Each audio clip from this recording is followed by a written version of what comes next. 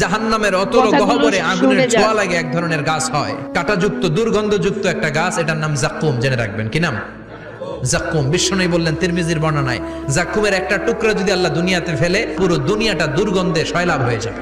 পুরো দুনিয়ার মানুষগুলো জাক্কুমের গন্ধে ওই জায়গায় শেষ, পুরো দুনিয়াটা নষ্ট হয়ে যাবে। ওই কাঁটাযুক্ত জাক্কুম তাদেরকে দেয়া হবে, ক্ষুধার চোটে জাক্কুমই খাইতে শুরু করবে। আহা, খেতেও পারবে না, গিলতেও পারবে না, এবার কয় পানি দাও। জাহান্নামীদের জন্য 4 ধরনের ঝর্ণা আছে। একটার নাম হলো হামিম, মানে ফুটন্ত গরম পানির ঝর্ণা। 2 নম্বরে হলো গসাক, মানে বমি। 3 নম্বরে হলো গিসলিন, দুর্গন্ধযুক্ত রক্ত আর পুজ। 4 নম্বরে হচ্ছে মোহল, পোড়া তেল। খা, দাউ দাউ করে এগুলো থেকে আগুন জ্বলবে, তৃষ্ণার চোটে এগুলোই খেতে চাইবে।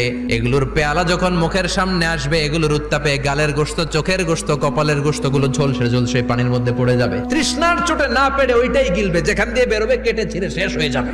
দিস ইজ জাহান্নাম। আমরা জাহান্নাম থেকে পানাহা চাই। চিল্লা